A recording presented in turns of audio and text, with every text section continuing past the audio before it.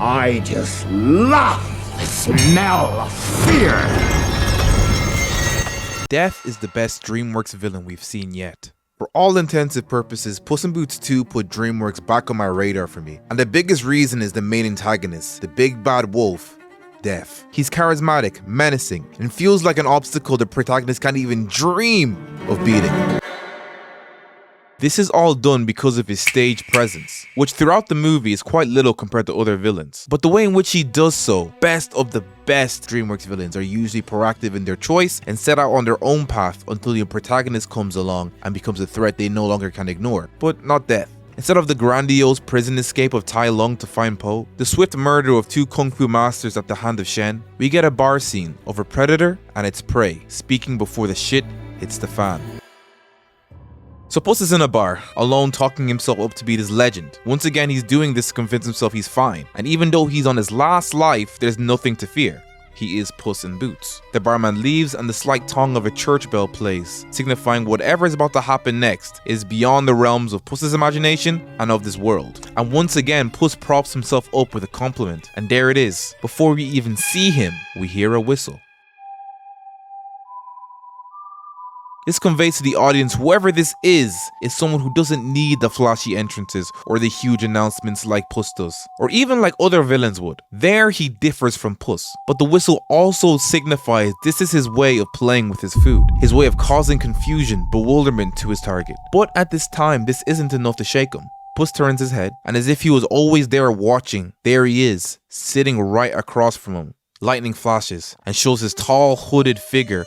He picks up a glass, and we see Puss's reflection, almost signifying how in control this new character is of the situation. This was all said visually, without him saying a single word yet. He finally speaks. He speaks of Puss almost like a fan would, but there are slight undertones of mocking and sarcasm jeering in his voice. He describes Puss's iconic fit without him even taking his eyes off him, like a wolf, no pun intended, who has set his eyes on his prey, waiting for the perfect opportunity to strike. He looks and stares like someone completely focused, hanging on every action, word, or gesture Puss makes. And after the awkward small talk, he asks for Puss's autograph. And that's when we as an audience finally realize that this guy isn't some random character in the world. He reveals Puss's bounty poster, emphasizing on the dead in Dead or Alive, all the while keeping this sense like he's some fan, and this is just some game to him before he gets serious. Throughout this movie, Puss constantly mentions his lack of respect for death and how he laughs in the face of it. And as he, on character, recites his phrase again, before he can even finish his words,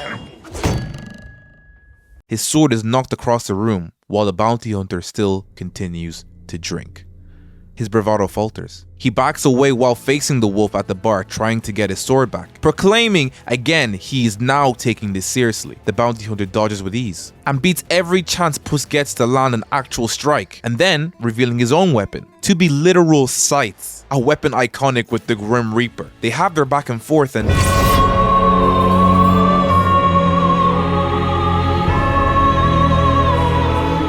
Puss draws blood.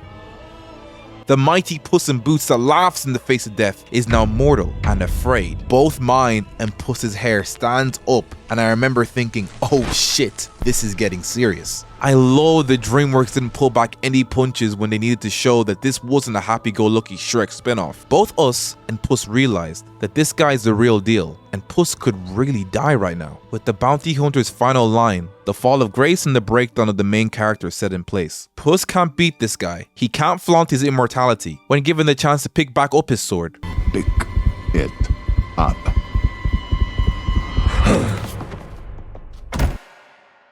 Puss runs away. Losing all respect and bravado he had beforehand, he escapes the only way he sees how, through the toilet and into the sewers. Not as the Puss in Boots, but as Puss. The Pussy.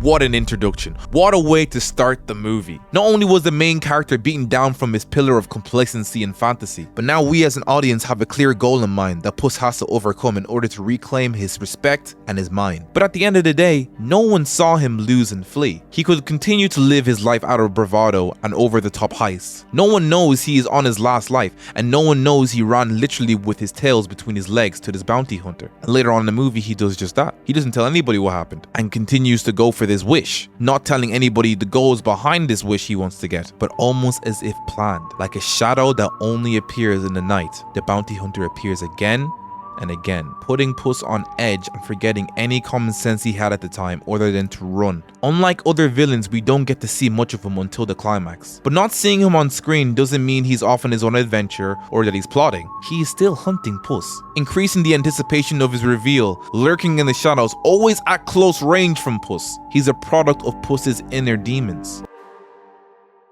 It is at this point when Puss is reminiscing about his past lives that we are revealed that this wolf isn't just a bounty hunter, you are death.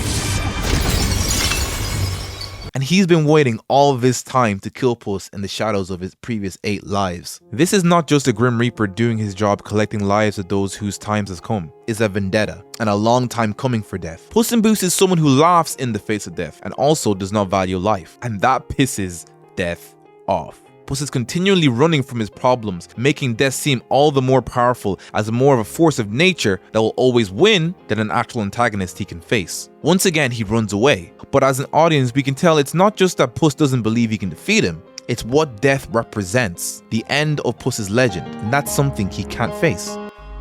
The final scene.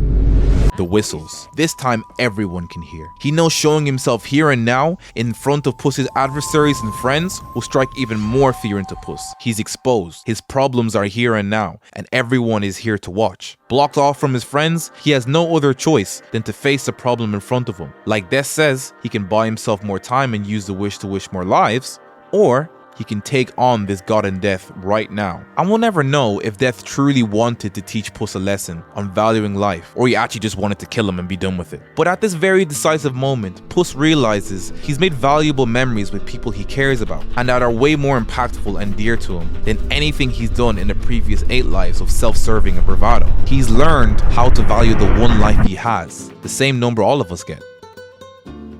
And an amazing Spider-Verse animation. He's able to disarm Death using his sword and the sword given to him by a close one, and says another important line. I know I can never defeat you, Lobo, but I will never stop fighting for this life. His friends are in the back behind the fire also watching, not physically helping, but they are emotionally supporting him from the sidelines. Another metaphor as to why he is mentally defeated Death. And despite Death's taunting and mad dogging, excuse the pun, he sees Puss's words hold true and curses in a fit of rage knowing he can't kill someone who is aware of his mortality but still treasures it. So he reminds Puss that he will be back because death comes for us all, and Puss acknowledges. And just as if he opened up the gates of hell to appear onto Puss, he disappears into the flames. Wow. This wasn't just a villain to defeat a village or to help the needy like his previous adventures were. This was a product of Puss's insecurities he had to face. And once he was able to, it lost all power over him. He didn't physically beat him, he mentally did. That's a good fucking villain. And that's how you write a villain whose sole focus is the main protagonist. See, death is only your enemy if you make it. He can be your motivation to reassure you what you have and live in the now. But best believe, the second you forget that, he'll be reeling his scythe back in your direction and begin the hunt once again.